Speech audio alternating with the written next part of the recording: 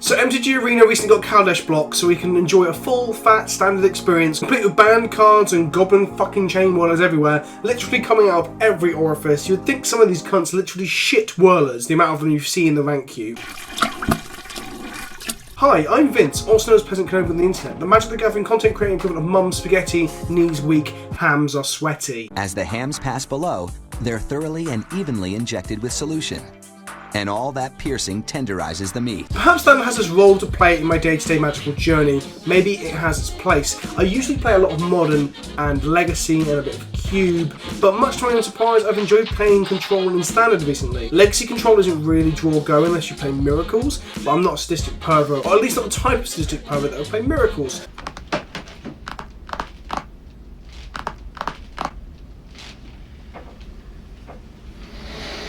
Which one of you want to do first?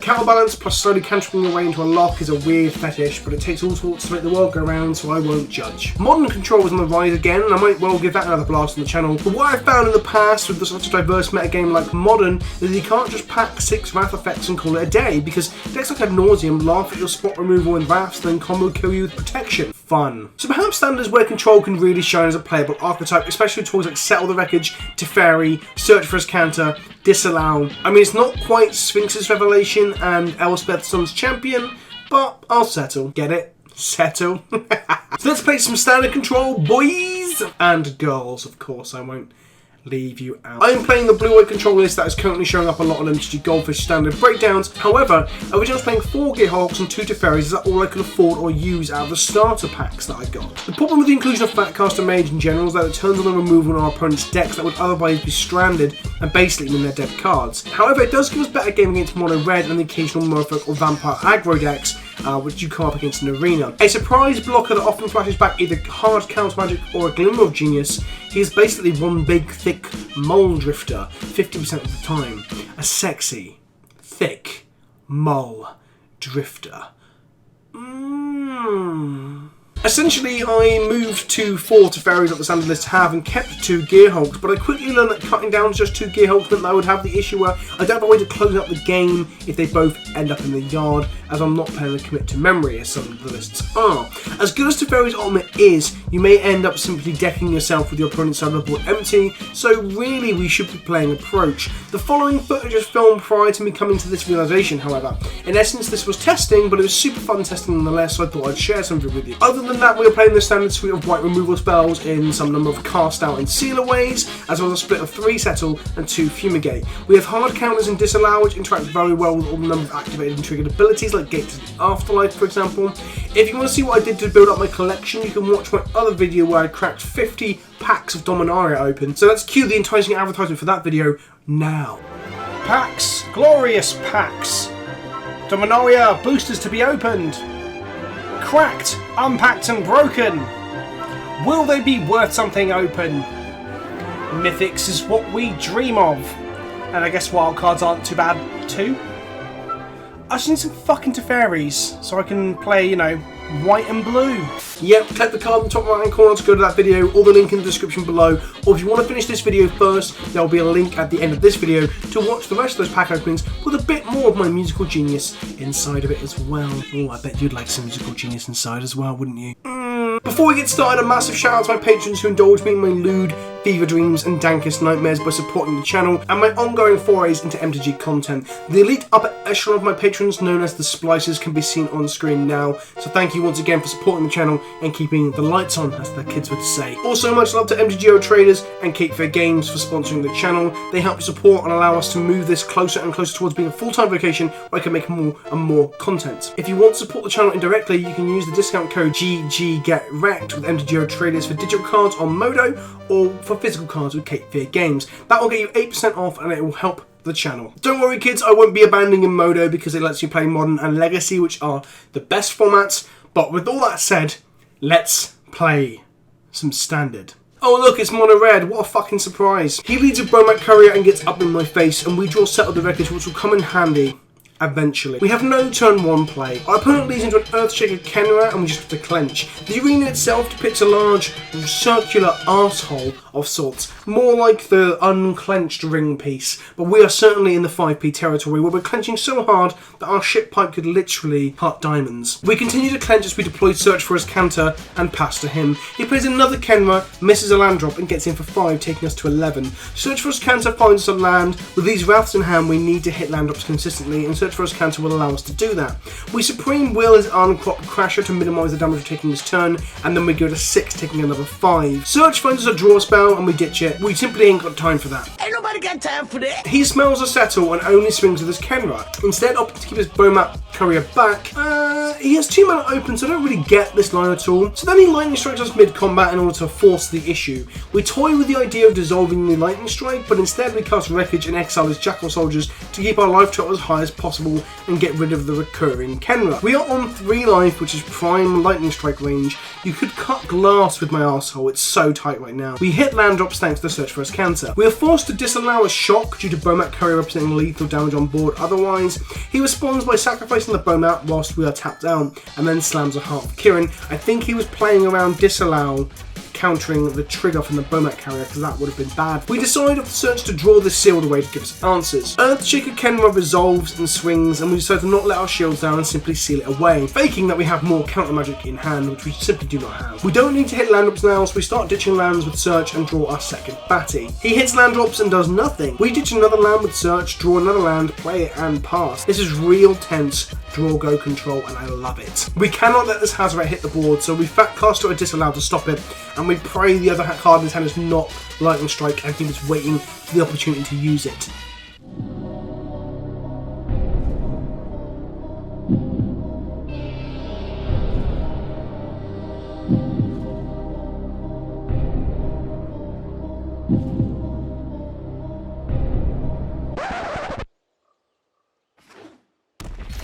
He hits a land drop and passes, and relief washes over me in an awesome wave. We draw a cast out and decide to start closing the game out, as we can't just leave him to draw into gas, or in this case, burn, that kills us. We let him resolve the Chain Whirler, even though it turns shocks into lethal and gives him more outlets of his deck. I feel like our Gear Honk can be better used here by countering an actual lethal spell as opposed to a 3/3. We do know, by the way he has played, that this card in his hand is almost definitely not a burn spell, unless he's really slow rolling us like some sort of cocky bastard. He doesn't animate the ship, so we fat casted to draw some cards, and then we see Disallow. I thought we might be out of the woods now that we have more permission in hand. We finally draw Teferi and we cast it, and we use him to time warp the Heart of Kirin back into his library. Bye bye! I decided to swing because I'm scared of the Crop Crusher that can stop our guy from blocking, but this seems foolish in hindsight as we have to counter magic. He does nothing because he can't swing to our fat custom mate. Citrus counter finally flips, we draw a card off Teferi, and we slam in with a thick, watery boy. He takes it and goes to 10. We pass the turn, untapping no lands. He plays a Menace Goblin that also has an animation that makes fireworks like the Chain Whirler does for some reason.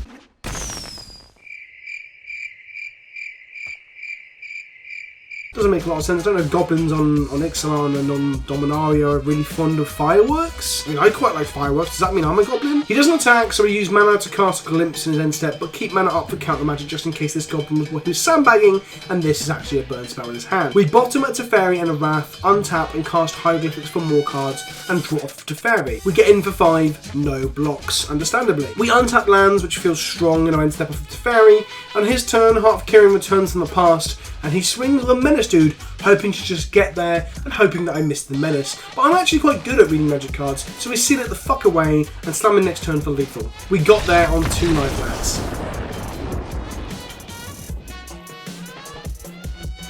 We sideboard taking out Gear Hulks and Syncopates as we are on the draw now, and they're not as good when you're not on the play, and adding in Lyras that can gain us life, Fragmentizers for the Bowmat Couriers and the Heart of Kirins, and Invoke the Divine again for the Bowmat Heart of Kirins. Basically, these are cards that gain us life and kill vehicles and carriers, and I'm happy with that. As an aside, I really like these versus screens. It feels like I'm playing like Street Fighter or something. It's sick. Fight! We are on the draw against RDW, and it's kind of lucky we won the first round, to be honest, considering they were on the play as well. I keep a slow, clunky hand with minimal interaction. As soon as I click the keep button, I'm already cursing myself for keeping it. I'm a fucking idiot. I'm probably my own worst enemy when it comes to playing Magic. He leads Bomat into Kenra into Heart of Kieran, and I seal away the Kenra on turn 2, and he shocks me in response to this once we're tapped out. We hit a land drop and have Invoke in hand and a bounce spell, so I feel like we're in a good place. He slams a Hazoret on turn 4 with 1 card in hand, and I fucking shit myself. This scary looking pervert, as the name on our invocation proves, literally rises out of a pool of blood to shout at you and poke you with this cool cocktail sausage fork. We say no and bounce it to save 5 damage to our face. Boing. As long as he doesn't draw a land or have land in hand next turn, he will struggle to deploy her and the other card in order to empty his hand to be able to attack with her. There's also clunky synergy with the Bromat carrier that is currently racking up a valuable refill of a hand as well. Part of me really wants to invoke the courier now to send his luggage to the exile zone, but that will allow him to crew the heart with Hazoret next turn, so the stranding her plan wouldn't really work. Tempo plays like bouncing the Hazoret here feel a lot better when you're working towards a Wrath effect, and at the moment we're just not. FYI, Blink of an Eye is my favourite art from Dominaria because it's so freaky and abstract and weird, something that I think is lacking in Magic's art today. I end up invoking the Bromat courier in my turn because we didn't draw any gas. So I attempt to reduce this out by lessening the card advantage provided by that absurd 1-drop. I like how for a moment these exiled cards are left sitting on the battlefield lonely and abandoned before they shrink from existence. It's a metaphor for me, RL. He cast this fiery bird thing, and the animation's so fucking dorky. It looks like a really hot owl spinning in a place to try and cool down. Perhaps had a really particularly spicy curry last night. However, in spite of having a spicy curry, it crews the heart and we get twatted to 12. We draw and play Teferi and feel like we're between a rock and a hard place because we know he has Hazoret in hand. I go for the tempo line of getting rid of the bird to give us time to draw into a setup or similar, but it does not feel good here. This is less 5p territory and more like our arseholes fell out like a prolapse whilst we're flailing to plug the holes in the hull of an already sunken ship. I am drowning. The prolapse anus plugging holes in an already sunken ship is probably a good metaphor for me and RL as well, actually. How fitting. I really love the Teferi animation for this time warpy wibbly wobbly temporal removal thing. However, the way it clips into the battlefield with a rather flat line looks like it's been placed at the wrong angle and looks cheap and just a bit shit. So there's my beta feedback. Can you just adjust this by turning it, I don't know, 90 degrees to not look fucking stupid? To the surprise of no one, Hazoret appears all angry and blood-soaked and poking people with that fucking cocktail fork, and we get hit. Teferi lives though, so we have a chance. I think not killing Teferi here gives us possible outs by drawing into the cards we need. So you're telling me there's a chance? We draw Seal Away and then draw a land of Teferi. We cast Glimmer and find a hard counter and a land. This could work. He activates Hazoret and shocks us. This animation looks wicked, by the way. I really like the particle effects of the burning ball of burniness. He swings and we seal Hazoret away. Bye-bye. We draw Settle. We are fucking doing it. We scroll lands to the bottom, draw cards and untap lands with Teferi. We counter the birdie as it comes back down. Wrecked. We cycle the illuminations and we do some more glimmering and draw more wraths. All a bit shit against this fucking vehicle, but we have to settle for that. Get it? Settle for. He plays another Phoenix and we can keep it at bay with the wraths, and so we keep coming back, summoning sick, and we can settle the heart when he crews it. I've got a plan. He crews it. Boom, wrecked, get it? Wrecked, wreckage, wrecked, yeah. Yeah. We cycle the farmland, untap, draw with Teferi, play a search for his counter, and then we fumigate to kill the bird. He untaps, resurrects the bird, and it has haste. What? What?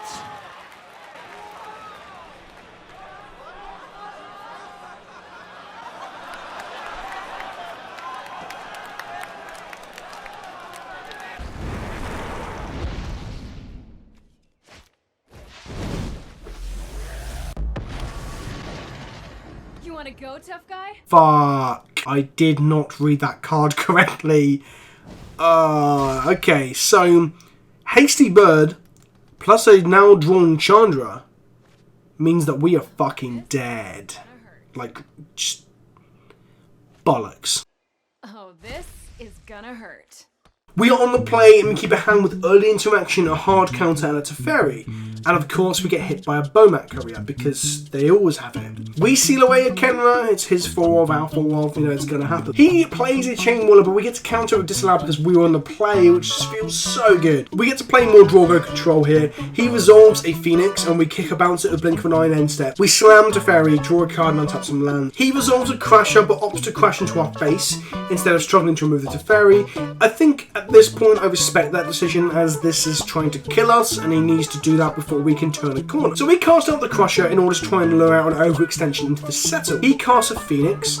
Guys, did you know that when the Kindling Phoenix comes up from the graveyard, it has haste? It has haste.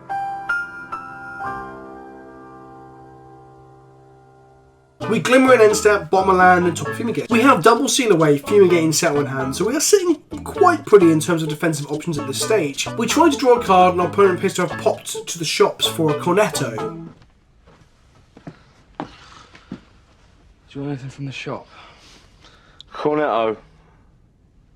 Eventually he comes back and he's okay to let us continue, and we draw a caster. We now have so many options available to us. So, because I haven't cast anything, I have to untap his lands and end step, because that's how Teferi works. A public service announcement here that you might not have seen: Teferi has to untap lands regardless of whose they are. So you can tap your lands just to generate the mana anyway, to avoid untapping theirs, because untapping his here meant he could have had a lightning strike, for example. But we're a kind and compassionate opponent, and it's not because I forgot what I was doing, because I had the attention span of a Scotch egg. He comes at us with everything, and we decide to settle the score.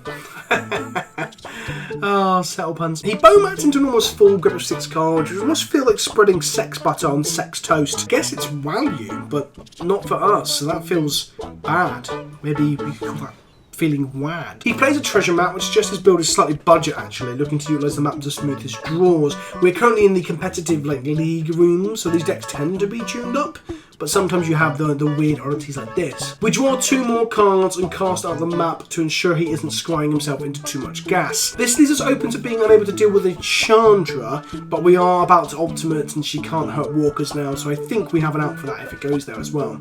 Then he casts a Chandra, whose dialogue line is fucking embarrassing. I'm the best fire starter there is. No, the most cliched fire starter, love. Grow up. We seal away a Kenra coming in at Teferi. Chandra ticks up and pings us to 6. It feels like a closer game than perhaps I'm giving it credit. We untap and not to get greedy perhaps. I tick up one more time prior to ultimating, so we get to keep Teferi around after the ultimate. We draw more cards, make more land drops. Lightning Strike or Shock would make Teferi look a tad silly here. We clench and he Bomats to use Courier to knock down Teferi, but we stop it with seal away. We untap and we get our first ever Planeswalker emblem in Arena. Animation and sound wise, it's fucking underwhelming. I will phase you out of the time. We cast hieroglyphic light sources and exile Chandra and the Goblin because we drew 2 cards, and there's no exciting animation for this either. The whole emblem and exiling stuff should be fucking dramatic and epic, but it's just not. Nothing really happens.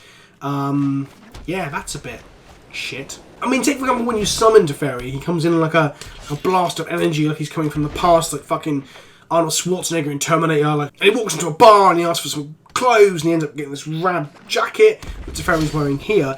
But yeah, his entrance is dramatic, but his exit with an emblem, not so much. It's simple but somewhat surprisingly unexciting, I guess is the full review.